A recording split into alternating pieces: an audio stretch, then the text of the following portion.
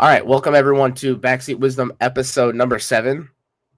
I'm a little sick, so forgive me if I have to blow my nose or anything. Tonight we're joined by Tyler Whitfield. He's a fire lieutenant with 12 years in the fire service. He currently works for Clearwater Fire Rescue, assigned to Engine 49. He's a member of the Pinellas County Technical Rescue Team. He's a fire instructor for the department and an instructor for the county TRT team. He's a lead instructor for the Grab Factory, which we will dive into later. He's got experience teaching at multiple conferences in Florida, including NCFFC, the Fort Lauderdale Fire Expo, LIFT in Louisiana, MAFFC in Atlanta for the last few years, and on the roster to teach at March Mayhem Fire Conference in Boise, Idaho, which seems like a lot of fun. I wish I could go there, but anyways, how are you doing tonight, Tyler? Not too bad, man. Just at work here. And hoping we don't get a run to have to go out and do something. You are the first guest who's been on shift during the recording, so. Well, it's a pleasure. So just like everyone else, I'll just want you to go into how you got into the fire service, and then kind of that point at which you realize like there's a lot more to the fire service than like just textbook stuff. If there was like a specific moment or anything. But just kind of dive into that, get a little bit of your background.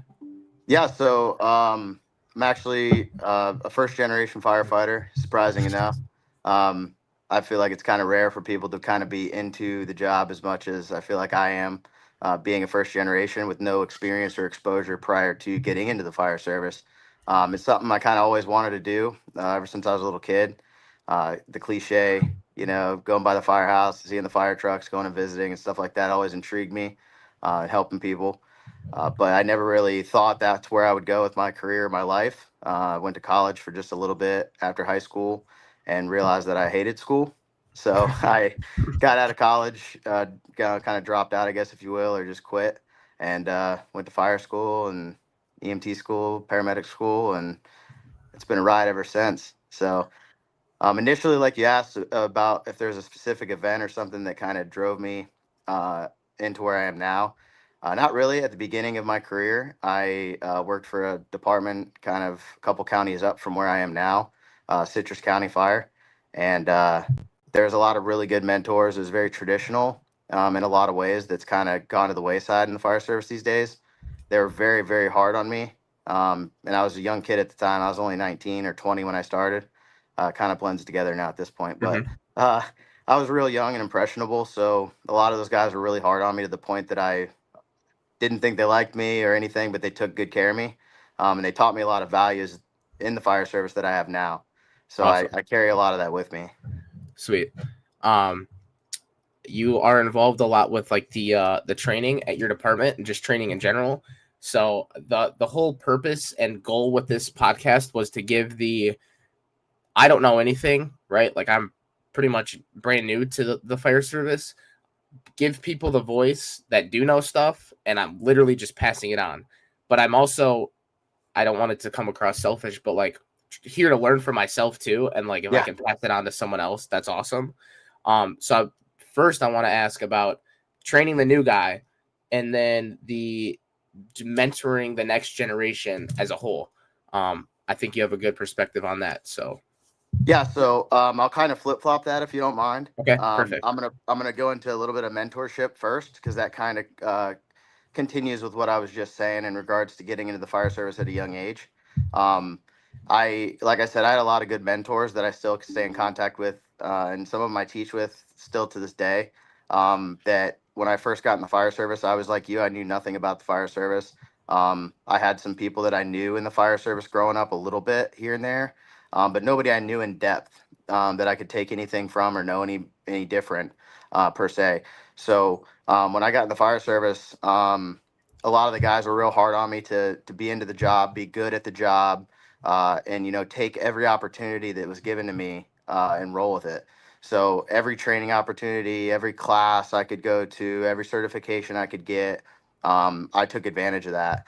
And it was something that is going to kind of contradict what we'll get into later, I'm sure, with kind of mastering your current position or knowing your current job before moving on. But that's not always the case when you're learning. I think there's a lot of value in at least getting an awareness level of something and getting a certification or going to a training class or talking to somebody and trying to learn something new.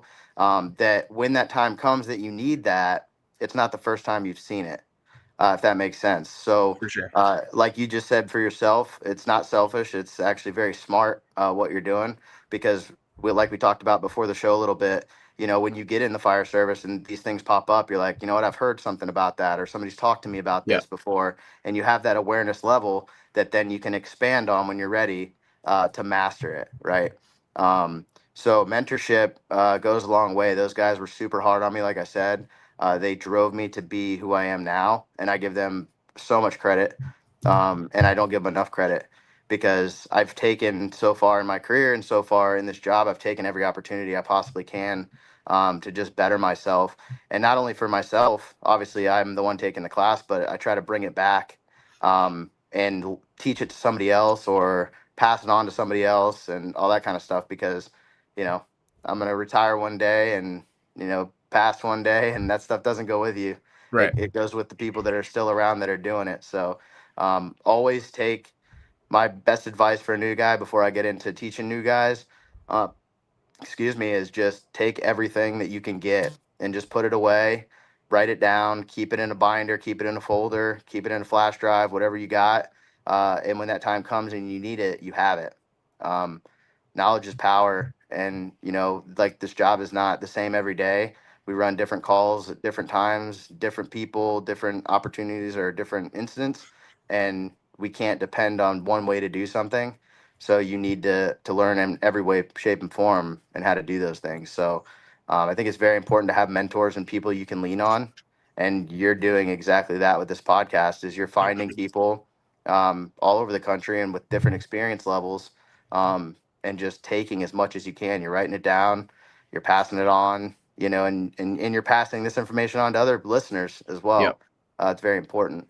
So mentorship is something that I really take a lot of pride in. um, I give a lot of respect and a lot of credit to my mentors.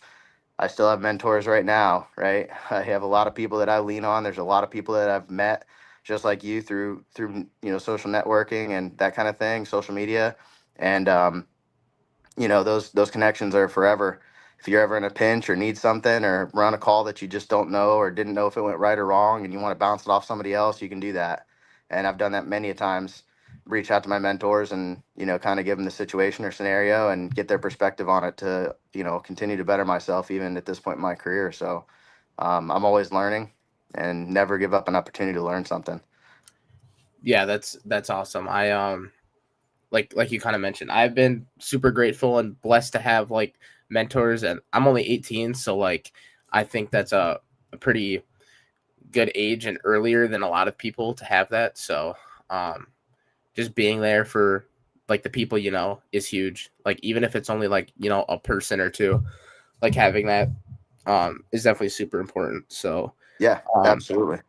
can you go into the I know I'm sure you were going to go there, but about the steps in training a person that's like brand new compared to someone that maybe has a little bit of experience, and like just that whole ideas and stuff that you have that you do about training the new guy.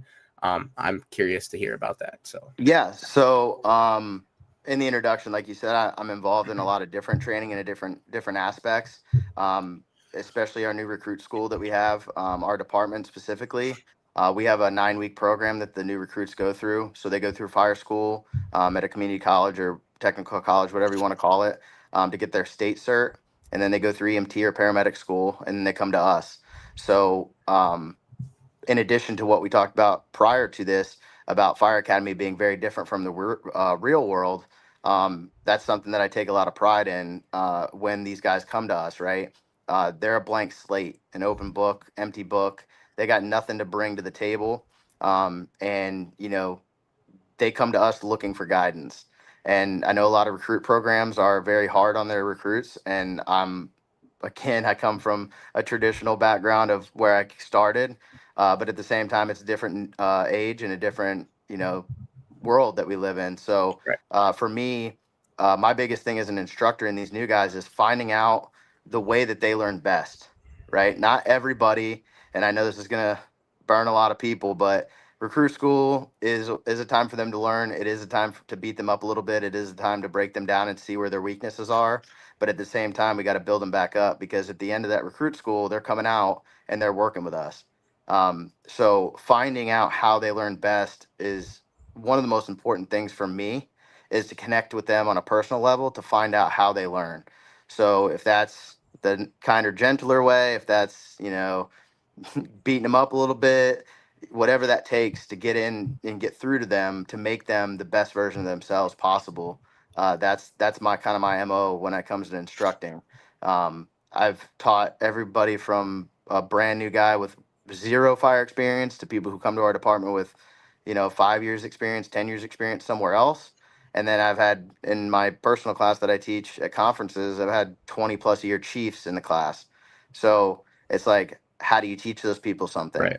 And it's not really teaching them. It's just being yourself and offering what you have, everything you have. As an instructor, if you're going to go out there and you're going to teach new guys, you have to give it your all. Like, there's no, half-assing it, excuse me, but no half-assing it. Like, you have to be all in and be there for them to make them the best version of themselves, and make sure that they're doing that and pushing themselves to be the best version of themselves. So, Yeah, definitely. I know we talked a little bit, but like the instructors that I have now, like the ones that like, maybe they're not there fully, they don't maybe care as much. And then the ones that like do, that take the time with each student. Like we had one of the first weeks was like fitness, seeing where everyone was with their fitness. And there was like two people, I think, that couldn't do a pull-up. And that's, the instructors didn't give up. They didn't say this. They brought them over to the assisted pull-up machine, found the weight that they could do a pull-up. And then like even small stuff like that as a student is super important. So yeah, I like everything that you said. yeah. And just to expand a little bit on it, just simple stuff like that, right? I'm not talking about getting the big picture. And the biggest thing for me right now in our recruit school and trying to revamp it and kind of make it to create an environment where these people come out better than they were when they started, right? Obviously, the fire service, they say there's two things that people hate in the fire service. It's the way things are and change. And that's so true, because it's like, a lot of older guys don't want to change the way they teach or they run, things. But then at the same time, it's like, then they wonder why the product isn't as good coming out as Right. it once was. And it's like, well, we haven't figured out how they learn the best. So we need to make sure we're taking them aside and we're putting in the extra work to make sure they're successful. Because as an instructor, your job is to teach somebody something. Essentially, I hate using the word teach because it's not really, it's kind of degrading. Like, I'm going to teach you Right. something, but it's to get better together and pass on that information that you have and the expertise that you do have, and from your experience and your time on the job and the classes you've taken and everything else as a culmination. It creates the product of passing on that information and making them better for it. So, and the fire service for that matter. Yeah, definitely. If anyone has, I forgot to say that, if anyone has any questions at all, you can throw them in the chat anytime. Did you have anything else you wanted to add to the training the new guy and mentorship thing before we go on? Yeah. I think that yeah, I agree with everything you've said so far, and I know we could like probably have one episode dedicated to just that. So whatever, however much time if you want to go more in depth with that, whatever. I'm open. I'll just go in depth. I'll just go a little farther in depth, and not necessarily in the aspect of teaching the new guy, but more so on the aspect of being a company officer and having a new guy at your station. Because, like I told you before, we went live. I've got a guy with us today that literally has like a month on the job. Right. He's a firefighter EMT. He's never been in the fire service before, and to set them up for success. And I actually brought this in with me. It's a little book. It's basically a pamphlet or a booklet type thing that has a whole bunch of information in it. And basically, my crew and I went through and we highlight basically, if you know nothing about the fire service, if you read this and you look through it and you reference it, it will set you up for success, Right. at least around the firehouse, right? Taking all, because training is important for skills, right? EMT, medic, fire skills, throwing ladders, pulling lines, all that kind of stuff. But the fire service is more than that as well. And I kind of want to expand on that as well, because that was a big thing for me when I got in the fire service. Also, is that I didn't really have a lot of life experience. Like, I didn't go away to college like you are right now. I didn't live on my own really. So learning how to, assimilate and like coexist with other adults that I've never met before was kind of a daunting thing to me. Doing laundry and like cleaning up the kitchen, and if the phone rings, what do I do? If the doorbell rings, what do I Right. do? And those are things that they don't teach in fire school. Yeah. And that's something that even in our recruit school we lack. We do a lot of it now. We teach them a lot of like we bring them around the firehouses and we show them let them meet people and show them kind of what to do. But this little guidebook we put together as a crew is just everything from like, it's even broken down to reference. It's not exact because obviously every day is different with training and everything, but it's broken down to like 8 o'clock. Go put your gear on the rig, find out what rig you're riding for the day. Check in with the officer to see what training's going on. Find the senior blue shirt in the station, get with them, see what needs to be cleaned. Like, and it's broken down into time frames for 24 hours. Like, Sweet. 11 to 12 is lunchtime. You bring your own lunch, or we can go get lunch if you want. Like, it's broken down in depth and in detail. And one really cool thing that we decided to implement in that book is at the end of each, because we do rotations. Okay. So basically, each probie, they get like 3 or 4 stations depending on the time, just the way the probation works. They'll be assigned to a station for like a few months at a time. So we have 8 stations. They'll go through 3 or 4 stations, and so when they come to our station, we give them the book, and at the end of their rotation at our station, we have them add something to the book. So it's basically their way of like setting the next guy up for success, right? That mentorship that we talked about, that's a way that they can mentor a probie and learn how to mentor somebody or pass on advice or whatever it is. We don't care what it is. It could be, hey, don't piss this person off.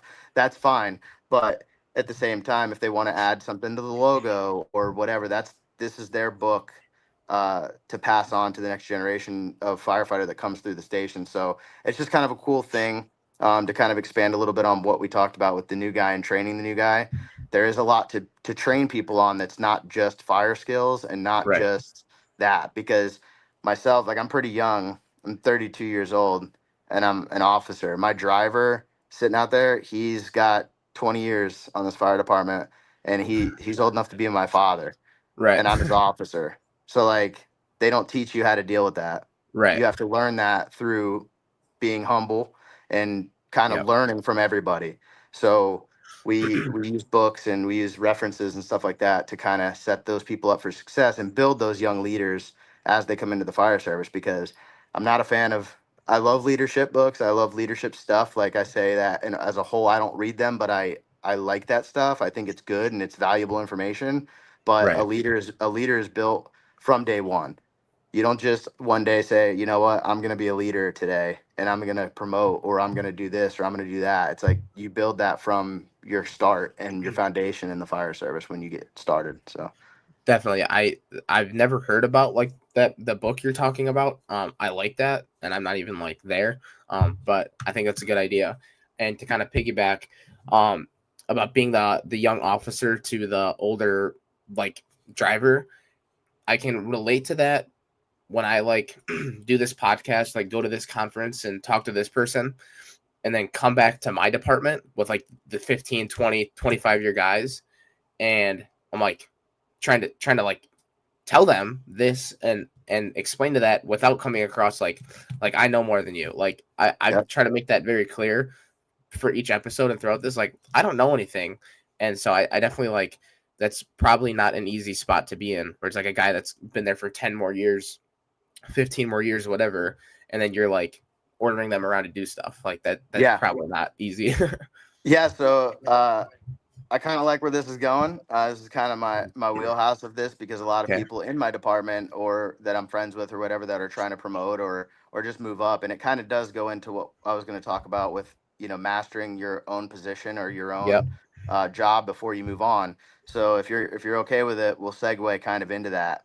Okay, because I think perfect. this is a perfect spot to segue into that. Okay. Because one of the biggest things, and just like what you said, I had a huge problem with that when I first got here to Clearwater, actually, is that I went to every conference I possibly could. I took every class I possibly could because that's the idea and the mindset I had.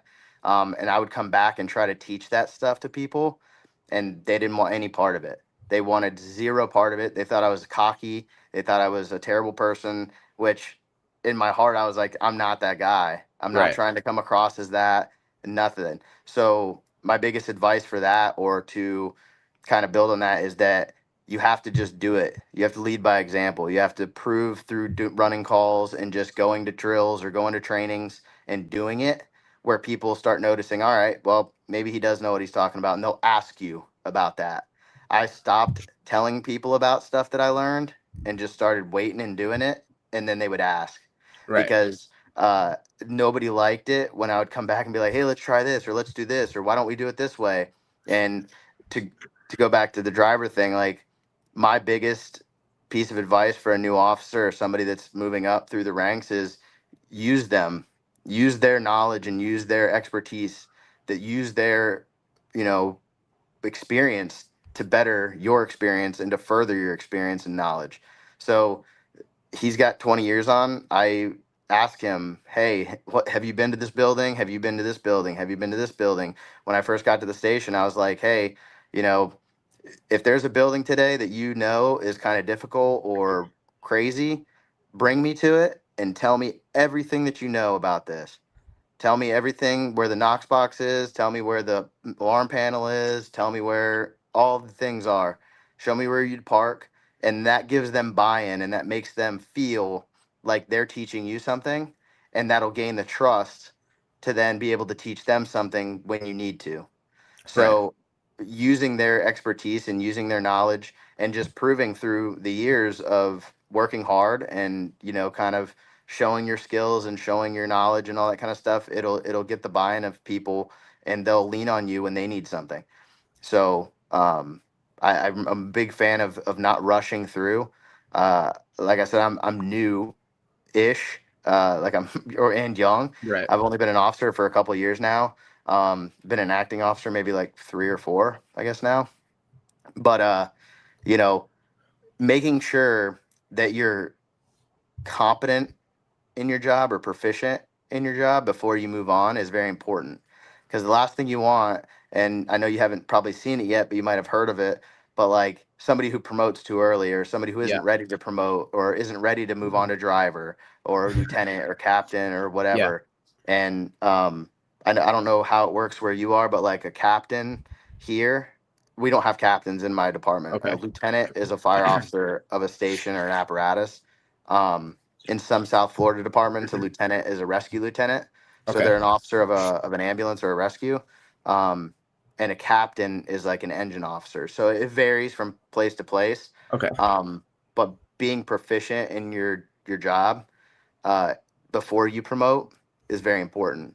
And Definitely. it goes a long way for trust, because once you get to the officer role, if you are not a good fireman or not a good medic or not a good driver, and you just keep promoting just to promote, to be paid more or to get more bugles or do whatever your drive or motivation is to get into that spot, nobody's going to trust you.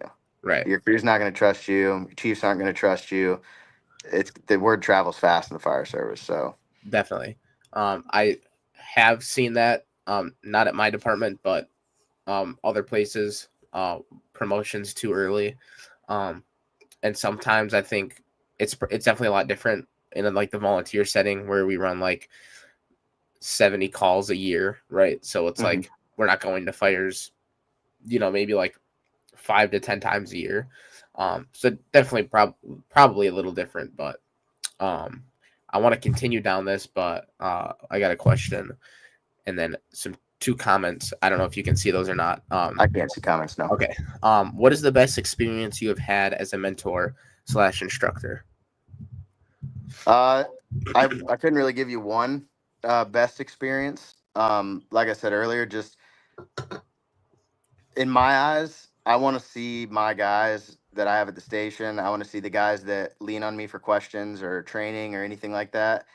Seeing them be successful is the best thing I could ask for. Awesome. Seeing them go to another station, having another officer. Like I said, I teach a lot. I just got a new position or a new acting position that I'm credentialed for. So if I float out to do that, or like when I was doing my training for it, I wasn't at my station.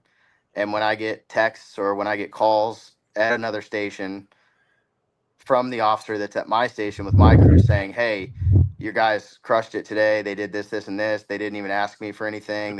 They did everything they were supposed to do without you being there. That is what, to me, a mentor should be. Somebody that is just, they pass on the knowledge, or they train with their guys. Like, I don't have my guys train unless I'm training with them. I do all the training with my guys. I don't ever just say, hey, we need to go do this and let them go do it. I do it with them. And not because I want to watch them or micromanage them. I hate micromanagers. I think people that micromanage don't know their job, so they have to go micromanage somebody to tell them how to do their job, because that's all they know. And I can't stand that. Yeah. But I think the biggest relief, or I guess best moment for a mentorship, would be that seeing other people around you succeed or do well, and them getting compliments. Because Yeah.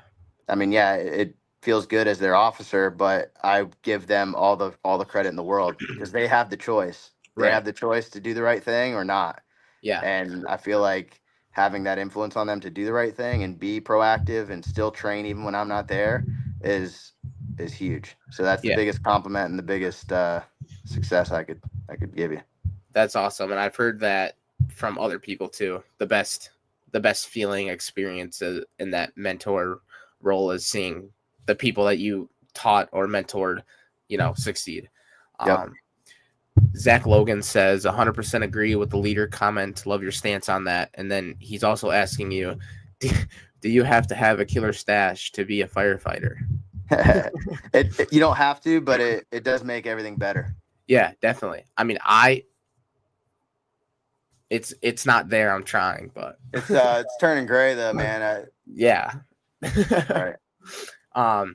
So yeah, if you wanna keep going down that, I know I listened to your National Fire Radio episode, and you did talk a lot about that.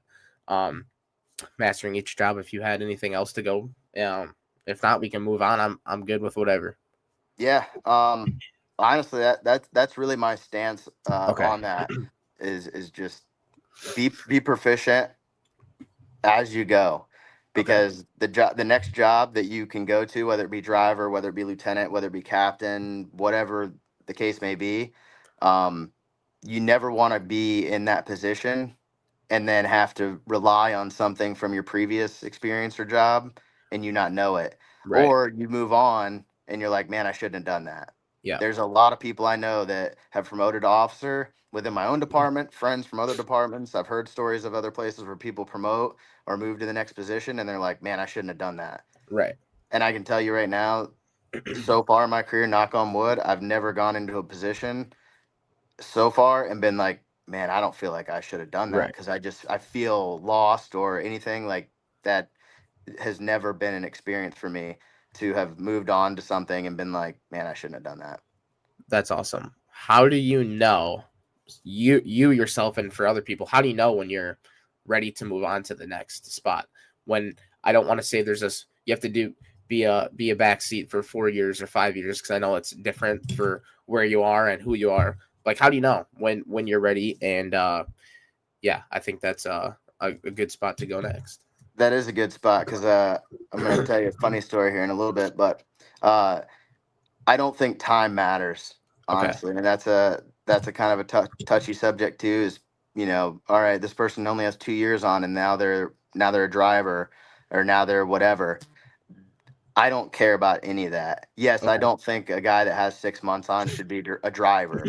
Right. But it's how you spend those years, and that kind of goes back to what we were just talking about. It's not how long you're on the job, it's how you spend those years in that time frame. Like, if you spend 20 years messing around and not knowing your job, not caring, not training, not bettering yourself or the people around you, not caring about your department, and then you're like, oh, I got 20 years on, I'm ready to promote. That doesn't matter. You're just a 20-year guy. You have 20 years on the job. but you've spent 20 years repeating the same first year with everything you do being the first time you do it. Right. It's like, that's not a professional. That's a person taking up a Yeah. seat. And I can't stand that, man. There's a lot of people in the fire service all over the place. And I'm using that generally because I'm talking about specific people, but I'm not going to name names. Right. But there's a lot of people that just think because they have 15 years on, well, I'm going to be a lieutenant now. Oh, Yeah. here's the minimum. I've got 6 years on. I can be a lieutenant. That doesn't matter. And I know there's parameters. There has to be parameters to move on to those spots. Like in my department, it's 4 years as to be a driver, 6 years to be a lieutenant. But there's plenty of people. I could name you a handful right now that they have 20 years or 15 years, and they should not even be sitting in the back seat of a fire engine. Right. So it's like, it doesn't really matter the time. It matters about how you spend that time in the fire service Awesome. and maximizing it.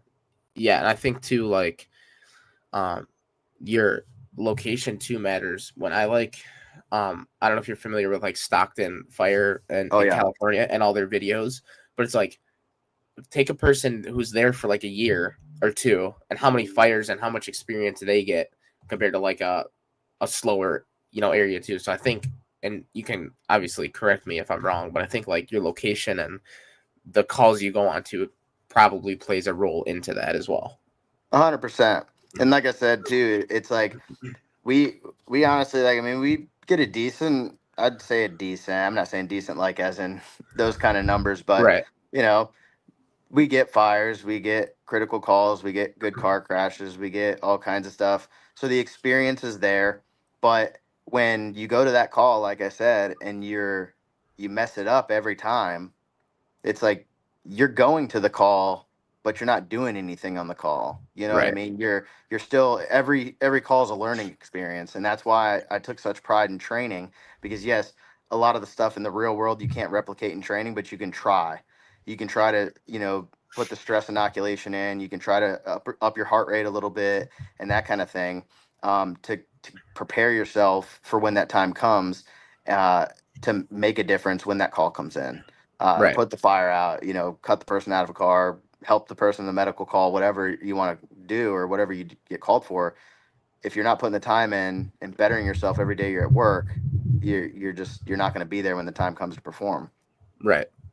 Yeah. I mean, I'm not disagreeing with anything you're saying. I love it all. Lucas Price has a question. By the way, Lucas, I hope everything's well. It's been a minute. How would you convince someone that doesn't want to stay an officer continue being an officer? They are a good officer and leader, but they miss being just a firefighter. It's a loaded question. It's a good question. It is a loaded question, and that kind of goes back to what I just said about myself when I train with my crews. Just because you're the officer doesn't mean you're the boss. I don't run my house like a dictator or somebody that acts like a boss. Like, my guys run the house, I just oversee it, if that makes sense. So getting in that mindset as an officer to be out there with your guys, create the relationships with your guys, all of those things are very important as an officer. And again, I don't know, obviously I don't know this person, but the question obviously of them promoting or being an officer and they don't want to be an officer, that goes back to what I was saying before. Like, make sure, talk to people who are officers, talk to people in your own department that are officers, other departments that are officers, get their experience, talk with them, learn from them, and see if you're ready to take that step. I was just talking to a couple guys today at lunch about them promoting to officer, because they were asking each other if they're going to promote or take the next lieutenant's test or whatever. And I told them, I said, if you don't love the job and you don't feel ready to be out there with your crew and take on a little bit more responsibility, and sometimes have to eat the crow and be the guy that's in trouble because your guys did something, then don't promote. Right. And I know that kind of sounds harsh, but that's the honest reality of it. I take responsibility for everything my guys do, 100%. I've given them expectations. I've trained with them. I've seen their skills. I am out there with them in everything, and I support them in everything they do. And if they mess something up, like my ambulance, we have a rescue. I call it a rescue. I don't know Okay. if they're called rescues where you are, but they're on a call right now. And whatever they do, out there is a reflection of me. Okay. And Yeah. I have to take that responsibility. If they mess something up, they talk to somebody rude, then I have to be the boss. But I know they're not. I know they're doing the right Right. thing because we've all worked together. We want to do the right thing. So to kind of go back to the question, not going to do sidetracked, get out there with your guys and just be one of the guys. I know a lot of people don't like that because an Right. officer is an officer, a boss is a boss. And that's great in some cultures. That's great in some departments. But to me, it does me no good to just sit there and just be a boss to them. Right. I want to work with them. I want to be a cohesive group. Like, it's a team sport. Nobody is individual here. Everybody is together. And everybody, to go off that, everybody here is a reflection of each other. So you're not only going to let the officer down or do something that's going to make the officer look bad, you're going to make the other guys in the station look bad, and vice versa. If your guys are good and they respect you and everything like that, they're going to do the right thing and make it easy for you to be an officer. So I would maybe take a look at the crew that they have and see what the deficiencies are, see why they feel that way about being an officer. Is Right. this person that asked the question, are they the officer? They are not. I No. I don't. Okay. I'm not sure if they're asking about someone specifically or just in Yeah. general, but yeah. Tell them to message me or something if they Okay. if they have something specific. I'll be Right. happy to discuss Okay. stuff with them if they want. Okay. I like the where we're at so far with time and everything. Um, I want to save before we go into the grab factory, just go into a little bit about the search culture and like the truck company work. Is it designated truck companies that are doing search event, everything like that? Just a quick. I like hearing about different departments and stuff like that.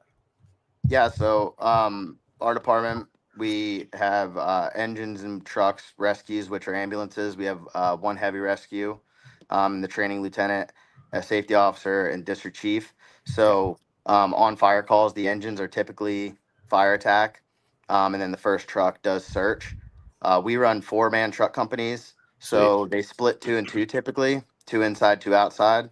So the 2 outside will do vertical vent if it's needed or allowed, and then they'll soften up the building, throw ladders, do Mhm. all that kind of stuff outside, Okay. set up the aerial if it's needed.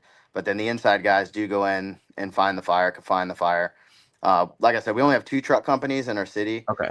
We have 8 stations, so one's on the west side, one's kind of in the middle of the city, more towards the east side, like towards my area. Okay. But typically the engine will get there first. So like, Awesome. I mean, we are allowed to search ahead of the hose line if the engine's not there yet or they're still stretching, the truck can go in. It happens, you know. But like I said, a lot of times the engine's there first. We have more engines than we do trucks, and Right. we have a quick response time. So uh, the truck companies typically do search. We don't ever, I say ever. They'll rarely if ever, assign an engine to search. Okay. But for myself, where I'm located in Clearwater, it's the far east as you can go in Clearwater. Um, Sometimes we could be by ourselves. Not now. Like I said, they moved a station, so they're a little bit closer to us.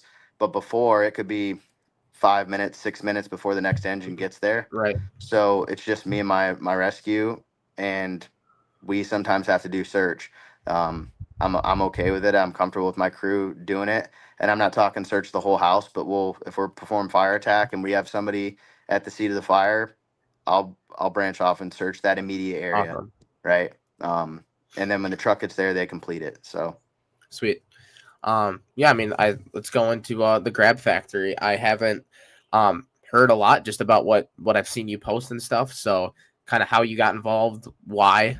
Obviously, like not a lot of stuff means anything if we don't know the why. So why you want to do that, how you got involved.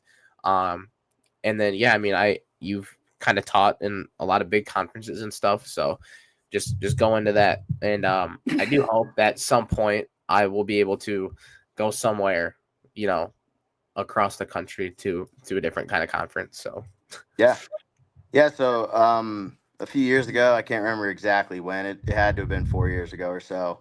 Um, I got invited from a friend of mine that actually I worked with at the place that I worked at first in Citrus County, and he had me come teach with him doing a search class that he had or whatever. And it was just a basic search class. It was a good class, good time. Not a lot of students. It was a very small conference. It was the first year that it ever was even running. And then the following year, he was unable to attend, or he just stopped doing it. It was just like, it was kind of a group of guys that were like, hey, what do you want to teach? Hey, what do you want to teach? Hey, what do you want to teach? And they kind of just got together and created a conference. It's been going strong now for 4 years or so now. We still teach at it. I will always be at that conference because that was my first exposure to teaching at a conference outside of my department, basically. But he invited me out to help him. And then that following year, he just stopped doing it. So that conference reached out to me and was like, hey, this person can't do it anymore. They don't want to do it, or whatever the case was. I forget. They said, but are you interested in coming up and still teaching a class? And so I was like, yeah, let's do it. So like I said, with mentorship and stuff earlier, there's a lot of stuff you learn from different places that aren't pertinent or not applicable to your own department. Like you asked earlier, or you said earlier, coming back to your station and saying, hey, learn this, this, and this, like trying to change the world in your own fire department, Right. it's impossible. Yeah. So what I did was, and I'm not ashamed to say it, like I went to a lot of conferences, I went to a lot of classes, I've read a lot of stuff online, I watched a lot of videos.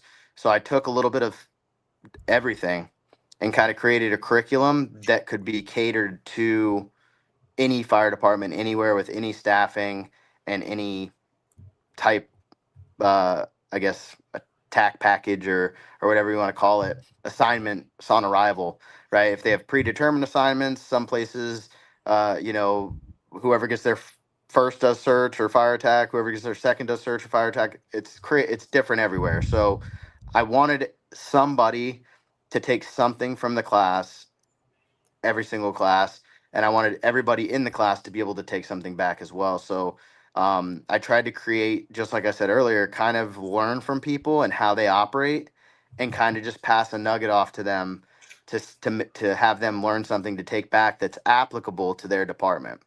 So that's kind of how I got into that. Okay. And then once I taught at that conference, I was like, well, when these different conferences open, I'm just going to submit. Like I had a curriculum then. I taught it a couple times, some different guys. And the guys on my cadre that I teach with are kind of all on different units. They're all pretty much from the same departments, couple departments. We have some guys from St. Pete Fire. We have some guys from here at Clearwater, and some other guys have taught from other places.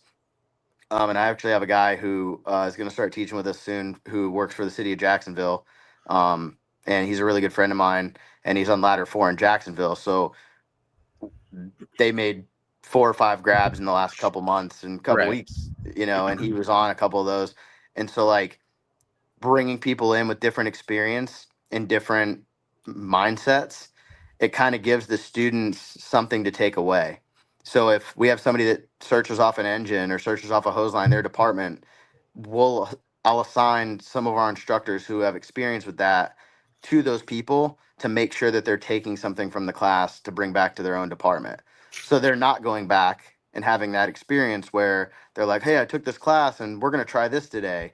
And it's completely different from what their department allows. Right. So it's kind of something that I take a lot of pride in, like teaching people a few different ways so they can take something back, and make their own department better, their own crew better.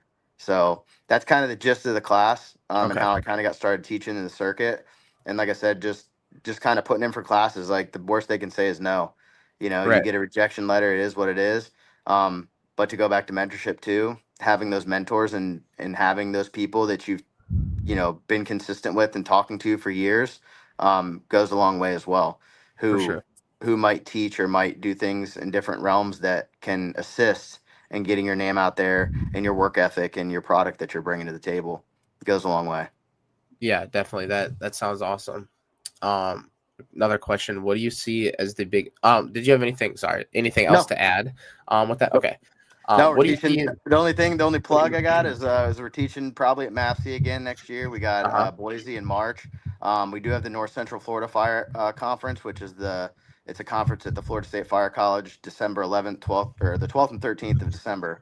It should be opening soon for students to sign up. We'll be teaching there Awesome. as well. So it'll be a good time. Awesome.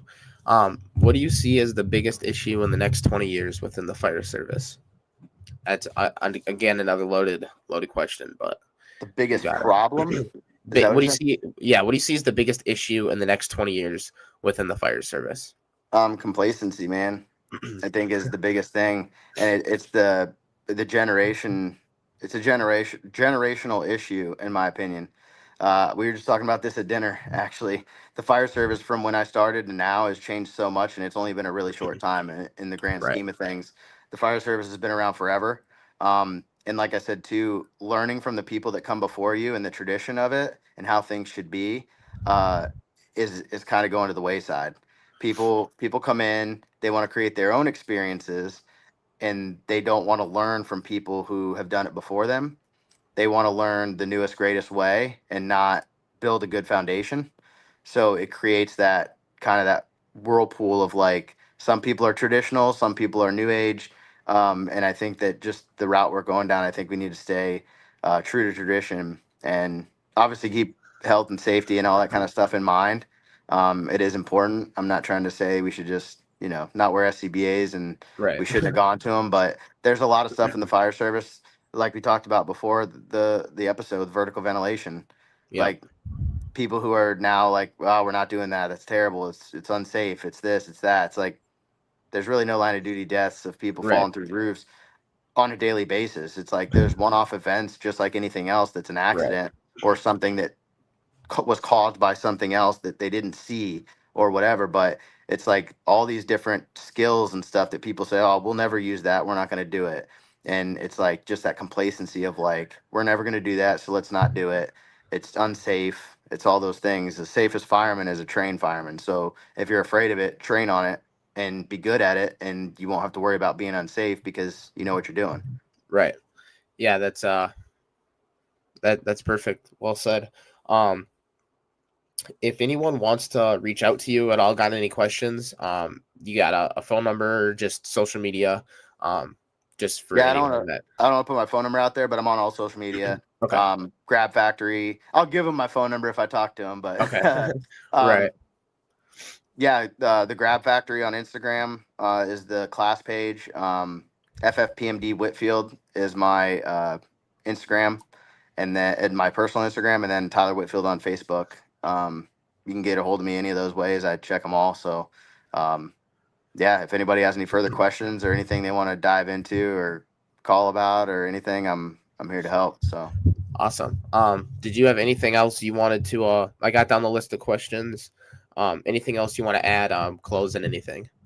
No, not really at all, man. I think we hit a lot of good points, and and like I said, if anybody or yourself or anybody wants to reach out, feel free. If you want me to come teach at your department or put a class on at your department, let me know. We'll try to make it happen, and that's pretty much all I got. Awesome. Well, I have some exciting guests coming on soon, probably within the next month or two. So yeah, if anybody also, like, if you or anyone that wants to recommend a person to have on the podcast, I'm open for that always. It's kind of hard reaching out on my own, so if you have any suggestions, let me know. And yeah, I don't have anything else. Just thanks everyone that asked questions, and yeah, thanks again, Tyler. Yeah, absolutely appreciate it, guys, and look forward to seeing the future of your podcast, man. You're doing good things. Thank you. I it. appreciate that. All right. Man. Have a good night. Take care.